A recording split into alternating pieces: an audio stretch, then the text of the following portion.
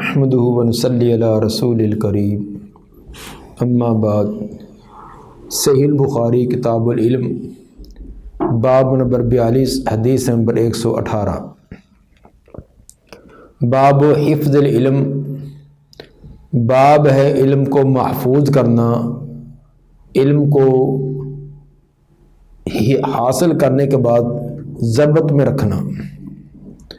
गुज़श्ता कई अबवाब में इमाम बुखारी रहमहुल्लाह ने इल्म हासिल करने की तरगीब, इल्म हासिल करने के लिए मेहनत और कोशिश करने की तरगीब दिलाई थी। अब ये बयान करना चाहते हैं कि जिस तरह इल्म का हासिल करना बहुत अहम है, बहुत ज़रूरी है, इसी तरह इल्म को हासिल करने के बाद उसको महफूज रखना भी बहुत ही अहम है। उस इल्म का फ़ायदा नहीं जो हासिल करने के बाद उसको नसीया मनसिया कर दिया जाए, उसको बुला दिया जाए, उससे गफलत और बेइतनाई बरती जाए।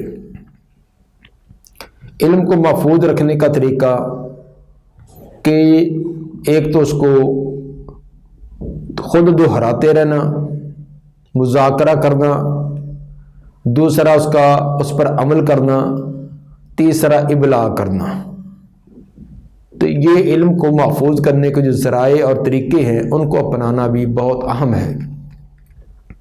इस बाब का अंदर ये चीज़ बतलाना चाहते हैं कि बाब हिफ्ज़ुल इल्म, सीखे हुए हासिल किए हुए इल्म को महफूज रखना। काल हद्दसना अब्दुल अज़ीज़ इब्न अब्दुल्लाह काल हद्दसनी मालिकुन अन इब्न शिहाब अनिल आरज। इब्न शिहाब का बारह तज़किरा किया गया है कि मुराद इमाम ज़ुहरी है। अनिल आरज, आरज से मुराद अब्दुर्रहमान बिन हुरमुज़ हैं। आरज का माना जो पाँव से, टांग से लंगड़ाता हो, क्योंकि इनके चलने में कोई लंगड़ापन था इसलिए अल आरज उनके नाम से वो मारूफ हुए।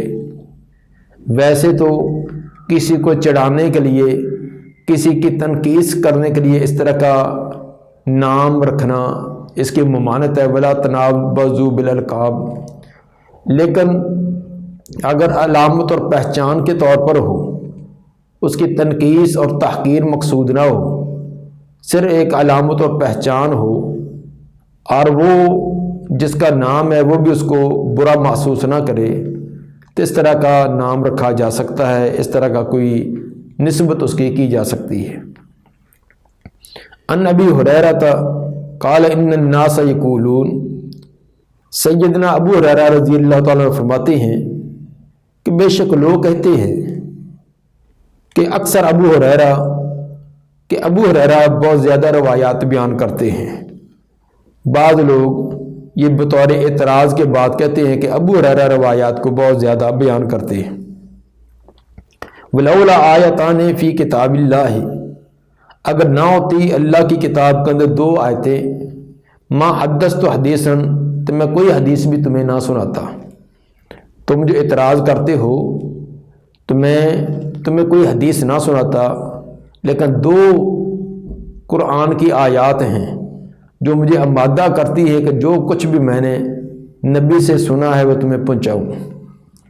सुम्मा यतलू, उसके बाद उन्होंने वो दो आयतें तिलावत की, यानी सूरह बकरा की आयत नंबर 159 और 160। इन्नल्लज़ीना यक्तुमून मा अंज़लना मिनल बय्यिनात, बेशक वो लोग जो छुपाते हैं जो हमने वाज़े आयात नाजिल की हैं। इला कौल अर्रहीम, उन्होंने अर्रहीम तक, आखिर तक आयत नंबर 160 तक तिलावत की। तिलावत करने के बाद फरमाने लगे कि ये दो आयतें हैं जो मुझे आमादा करती हैं कि अल्लाह की तरफ से जो भी मुझे इल्म दिया गया है कुरान की सूरत में या पैगंबर के फरामीन की सूरत में, मैं आगे उसको इबलाग करूँ, पहुँचाऊँ। आगे वजह बयान करते हैं कि मुहाजिरीन और अंसार वो रवायतें इतनी मिकदार में बयान नहीं करते जितनी मैं लोगों को सुनाता हूँ। लोगों का इतराज़ भी यही था कि 7 हिजरी के अंदर अबू हुरैरा रज़ी अल्लाह ताला अन्हु मुसलमान हुए हैं, 3 سال کے لگ بھگ مدت ان کو نبی کے ساتھ رہنے کی ملی ہے، جبکہ وہ صحابہ جو لمبا عرصہ آپ کے ساتھ رہے انہوں نے اتنی روایات بیان نہیں کی۔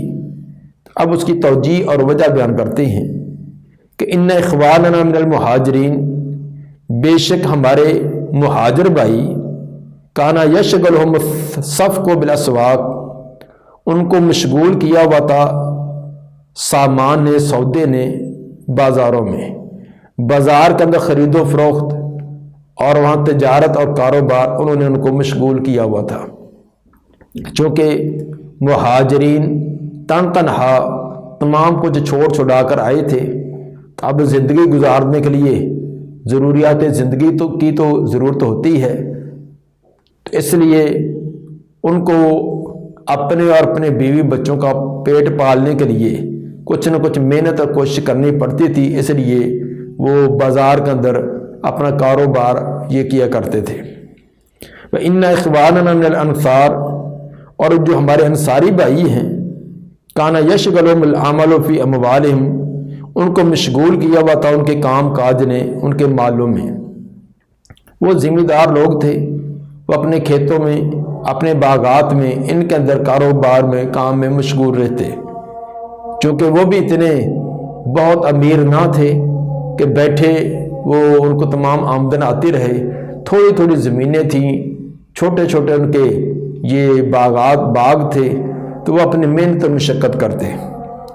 وَإِنَّ أَبَا هُرَيْرَةَ كَانَ يَلْزَمُ رسول اللہ صلی اللہ علیہ وسلم لِشَبَابِ بَطْنِهِ، اور بے شک ابو ہریرہ انہوں نے لازم کیا ہوا تھا رسول صلی اللہ علیہ وسلم کو ایک پیٹ کے بھرنے تک، بس ان کو نہ کمانے کی، نہ جمع کرنے کی، نہ کوئی اور فکر، صرف اتنا تھا کہ ان کو ایک ٹائم کا کھانا مل جائے، ان کی کمر سیدھی رہے، باقی ان کو نہ جمع کرنے کی نہ کچھ اور شوق تھا، صرف ایک ہی شوق تھا کہ نبی کے ساتھ رہیں اور نبی کے فرامین سنتے رہیں۔ وَيَحْضُرُ مَا لَا يَحْضُرُونَ، وہ ابو ہریرہ حاضر ہوتا تھا جس کو وہ حاضر نہ ہوتے تھے۔ اپنے آپ کو غائب سے تعبیر کرتے ہیں کہ ابو ہریرہ ان مجالس میں، ان مواقع پر بھی حاضر نبی کی مجلس میں رہتے جن میں باقی لوگ حاضر نہ ہو سکتے۔ وَيَحْفَظُ مَا لَا يَحْفَظُونَ، اور وہ حفظ کرتا تھا، یاد کرتا تھا جو وہ نہ یاد کر سکتے تھے۔ یہ تھی وہ وجہ کہ باقی لوگ صبح و شام نبی کی مجلس میں آئے ہیں، یا باقی اوقات کے اندر گاہے بگاہے آپ کی مجلس میں آتے، علم حاصل کرتے، لیکن ہمہ وقت آپ کی مجلس کے اندر رہنا ان کے لیے یہ ممکن نہ تھا، کیونکہ ان کے لیے کاروبار، باقی معاملات بھی کچھ نہ کچھ کرنے ہوتے تھے۔ جب کیا ابو ہریرہ رضی اللہ تعالیٰ عنہ ان کو نہ کسی اور پیچھے اپنے بیوی بچوں کی فکر ہے، کیونکہ وہ تو تھے ہی نہیں، اکیلے تنہا تھے، باقی نہ ان کو کسی لباس کی، نہ اس کو کوئی اچھے کھانے کی، بس صرف چند لقمے ان کو کمر سیدھی کرنے کے لیے مل جاتے، وہی ان کے لیے کافی اور وافی ہوتے۔ اگر وہ بھی مل گئے تو فبیا، ورنہ پانی پی کر گزارا کیا ہے۔ اور دن رات ان کا ایک ہی شغل اور ایک ہی شوق ہوتا تھا کہ نبی صلی اللہ علیہ وآلہ وسلم کی مجلس میں رہیں، آپ سے علم حاصل کرتے رہیں۔ تو یہ تھا وہ سبب جس کی وجہ سے سیدنا ابو ہریرہ رضی اللہ تعالیٰ عنہ کی روایات باقیوں سے زیادہ۔ امام بخاری رحمہ اللہ نے سے یہ ثابت کیا کہ حفظ حدیث کا ذوق اور شوق یہ انسان کو واقعی اس منزل تک پہنچا ہی دیتا ہے کہ جب ہمیشہ یہی سوچ ہے، یہی فکر ہے کہ میں اپنے شیخ کے ساتھ رہوں، تو یقیناً علم اس کو ملتا ہے۔ بلکہ اہل علم نے، اسلاف نے علم کے حفظ اور ضبط کا ایک یہ بھی اصول بیان کیا ہے کہ جس کی اپنے شیخ کے ساتھ مصاحبت لمبی ہے، اپنے شیخ کی مجلس میں عرصہ طویل رہا ہے، اس کا علم زیادہ یقینی اور پختہ ہوتا ہے۔ چنانچہ حضرت ابو ہریرہ رضی اللہ تعالیٰ عنہ ہمہ وقت نبی کے ساتھ ہیں، نبی کی صحبت میں، آپ کی مجلس میں، آپ کے ساتھ ساتھ رہنے میں، تو جس کا نتیجہ یہ ہے کہ ان کی روایات بھی دیگر صحابہ سے بہت زیادہ ہیں۔ حدیث نمبر 119 حدثنا احمد بن ابی بکر ابو مصعب قال حدثنا محمد بن ابراہیم بن الدینار عن ابن ابی ذئب. ابن ابی ذئب سے مراد محمد بن عبد الرحمن بن مغیرہ بن الحارث بن ابی ذئب ہیں، یعنی راوی کا نام محمد ہے اور ان کے باپ کا نام عبد الرحمن، دادا کا نام مغیرہ، پردادا کا نام حارث اور چکر دادا ہوا ہے ابو ذئب ہیں. تو بظاہر دیکھنے میں ایسے معلوم ہوتا ہے کہ جیسے راوی کا ابی ذئب جو ہے یعنی ابو ذئب جو ان کے والد ہیں، حالانکہ والد نہیں بلکہ ان کے دادا کا بھی دادا ہیں. تو یہ پہلے بھی کئی بار بات ہو چکی ہے کہ عربوں کے ہاں یہ دستور تھا کہ ان کے نسب نامے میں آباء و اجداد میں جو کہ معروف شخصیت ہوتی ان کی طرف نسبت کر دی جاتی تھی. تو اس میں وضاحت خود کرنی پڑے گی کہ جس کی طرف نسبت کی گئی ہے وہ واقعی اس کا باپ ہے، دادا ہے یا دادے سے بھی کوئی اوپر والا کوئی ہے. ان سعید المقبری ان ابی ہریرہ قال قلت یا رسول اللہ انی اسمع منک حدیثا کثیرا انساہ. حضرت ابو ہریرہ رضی اللہ تعالیٰ عنہ فرماتے ہیں کہ میں نے عرض کی اللہ کے رسول انی اسمع منک حدیثا کثیرا، میں آپ سے بہت ساری احادیث سنتا ہوں، انساہ لیکن کچھ مجھے بھول جاتی ہیں. کوشش بڑی کرتا ہوں، تگ و دو بہت ہے، لیکن اس کے باوجود بعض روایات بھول جاتی ہیں جس کی وجہ سے بڑی ذہنی کوفت اور بڑی گھٹن اور تنگی ہوتی ہے. قال ابسط ردا کا، آپ نے فرمایا کہ اپنی چادر پھیلاؤ. جو چادر وہ کندھے پر رکھے ہوئے تھے آپ نے فرمایا کہ اسی کو بچھا دو. فرماتے ہیں فبسطت، تو میں نے چادر فوراً پھیلا دی. قال فغارف بيديه، آپ نے چلو بھرے اپنے ہاتھ سے، جیسے کوئی چیز بھر کر ڈالی جاتی ہے تو آپ نے ایسے بھر کر اس کو ڈالے. ظاہر دیکھنے میں تو خالی ہاتھ تھے لیکن معنوی طور پر اس کے اندر کوئی بہت فیوز و برکات، بڑے علمی نکات اور کیا کیا حکمت و دنائی کی چیزیں تھیں جو آپ چلو بھر کر ڈال رہے تھے. فغارف بيديه، تو آپ نے اپنے ہاتھوں کے غرف اپنے چلو بھر کر ڈالے. ثم قال ثم، پھر آپ نے فرمایا اس کو ملا لیجئے، اٹھائیے، سمیٹیے اور اپنے سینے سے لگائیے. فضممتہ، تو میں نے اس کو اکٹھا کر کے اپنے ساتھ سینے سے لگا لیا. تو نتیجہ کیا نکلا؟ فرماتے فما نسیت شیئا بعد، اس کے بعد میں کوئی شے نہ بھولا. کوشش محنت اپنی جگہ، لیکن نبی صلی اللہ علیہ وسلم کی دعا اور آپ نے یہ جو چادر بچھا کر مجھے فرمایا کہ سینے سے لگا، اس عمل کی وجہ سے پھر آپ کی کوئی سنی ہی بات میرے سینے سے نہ نکل سکی. حفظ و ضبط یہ اللہ کی نعمت ہے، لیکن اللہ کے انعامات حاصل کرنے کے کچھ ظاہری اسباب بھی ہوتے ہیں، جیسے انسان کی محنت ہے، کوشش ہے، شوق ہے، لیکن اس کے ساتھ ساتھ ایک استاد کی صحبت اور ایک بزرگوں سے دعا لینا، بزرگوں کی خدمت کرنے اور علم کی شوق کرنے کی وجہ سے اساتذہ شیوخ کی یہ دعا ہے، یہ بڑی عظیم چیز ہے.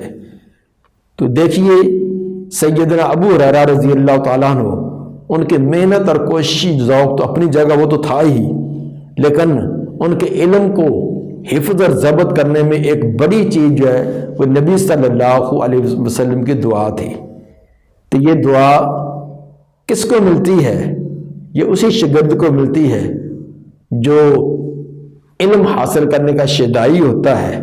جب استاد دیکھتا ہے کہ اس کو ہمہ وقت علم کی سوچ اور فکر ہے تو استاد بھی دل کے گہرائیوں سے اپنے وقت کو نکال کر اپنے شاگردوں کے لیے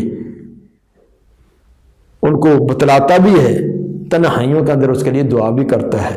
تو یقیناً جو استاد کے دل سے نکلی ہوئی بات ہوتی ہے، پھر تنہائی کے اندر اپنے شاگردوں کے لیے دعا ہوتی ہے، اس کا ضرور اثرات ہوتے ہیں، ان کا ضرور رنگ آتا ہے۔ حدیث نمبر 120، حدثنا اسماعیل قال حدثنی اخی۔ اسماعیل سے مراد اسماعیل بن ابی اویس امام بخاری کے شیخ ہیں۔ وہ فرماتے ہیں حدثنی اخی، مجھے میرے بھائی نے بیان کی۔ بھائی سے مراد ابو بکر عبد الحمید ہیں، جو کہ دوسری جگہ ان کی وضاحت تھی تو یہ کہ مجہول الحال نام نہیں ہے بلکہ اس کی صراحت موجود ہے۔ ان ابن ابی ذئب ان سعید المقبوری ان نبی ہریرہ قال حفظت عن رسول اللہ صلی اللہ علیہ وسلم بیاعین۔ ابو ہریرہ رضی اللہ تعالیٰ عنہ فرماتے ہیں کہ میں نے حفظ کی رسول صلی اللہ علیہ وسلم سے بیاعین، دو بڑے برتن، علم کے دو برتن میں نے نبی صلی اللہ علیہ وسلم سے یاد کیے، حفظ کیے۔ ایسے سمجھے کہ علم کی دو قسمیں، ہر علم کو ایک پورا کا برتن، ایک اس کا پورا ایک تھیلا سمجھے کہ دو بھرے ہوئے تھیلے میں نے حفظ کیے، یاد کیے۔ فَأَمَّا أَحَدُهُمَا فَبَسَطْتُهُ، ان دو برتنوں میں سے ایک تو وہ ہے جو علم کا میں نے حاصل کیا، وہ میں نے لوگوں کے سامنے پھیلا دیا، لوگوں کو بتلا دیا۔ فَأَمَّا الْآخَرُ، رہا دوسرا برتن، فَلَوْ بَسَطْتُهُ، اگر میں اس کو بھی پھیلا دیتا، قُطِعَ هَذَا الْبَلْعُومُ، تو یہ شاہ رگ میری کاٹ دی جاتی۔ وہ رگ جس کا دل کے ساتھ تعلق ہے، یا وہ رگ جو خوراک کی نالی والی ہے جس کے کٹنے سے موت واقع ہو جاتی، یہ میری کاٹ دی جاتی۔ مطلب یہ تھا کہ ایک علم تو وہ ہے جو عقائد کے بارے میں، عبادات کے بارے میں، دیگر معاملات کے بارے میں، جو اسلامی تعلیمات میں بنیادی حیثیت رکھتے ہیں، جن کا حاصل کرنا، جاننا مسلمانوں کے لیے لازمی ہوتا ہے، وہ علم تو میں نے پہنچا دیا۔ لیکن کچھ ایسے احکام اور مسائل بھی ہوتے ہیں جو تمام لوگوں کے متعلقہ نہیں ہوتے بلکہ خاص لوگوں کے ساتھ ہوتے ہیں۔ اگر وہ ان کو بھی بیان کر دیا جائے تو موقع محل ایسا ہو کہ فتنے کا ڈر ہے، انتشار کا ڈر ہے، تو وقتی طور پر ان کو کچھ وقت کے لیے ڈیلے کر دیا جائے، تاخیر کر دی جائے۔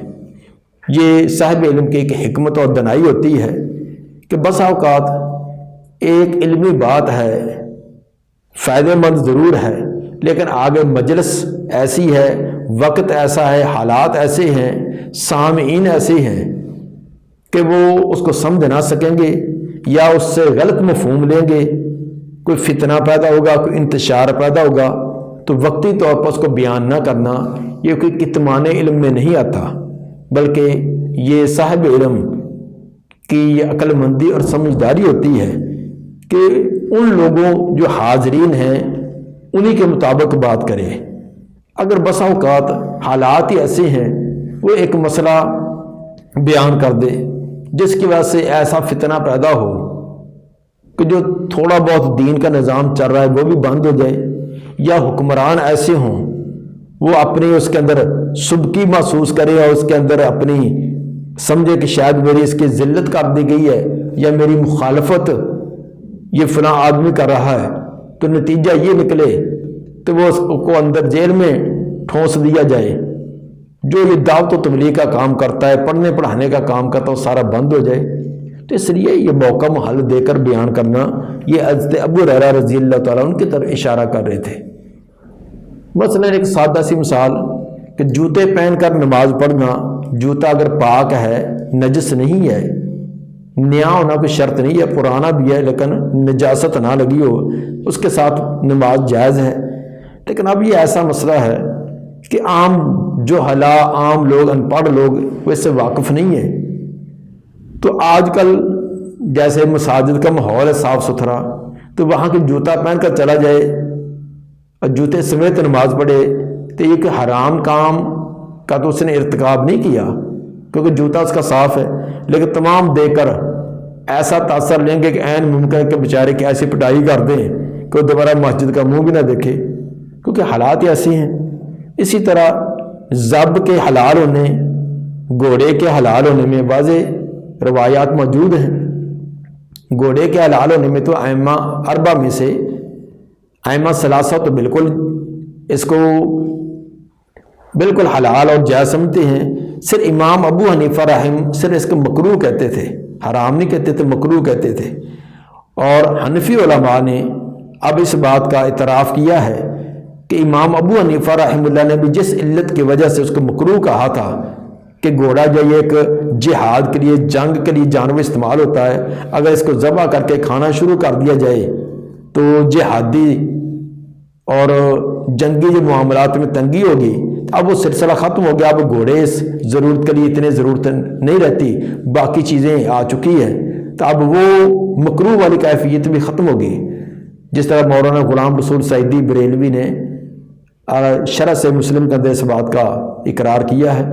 تو مطلب یہ ہے کہ اب یہ عامی لوگوں کے سامنے بیان کر دیجیے تو وہ ایک طوفان برپا کر دیں گے، کیونکہ ان کی علمی سطح اتنی ہے، وہ ان مسائل کو نہ انہوں نے یہ مسائل کبھی دیکھے ہیں نہ پڑھے ہیں.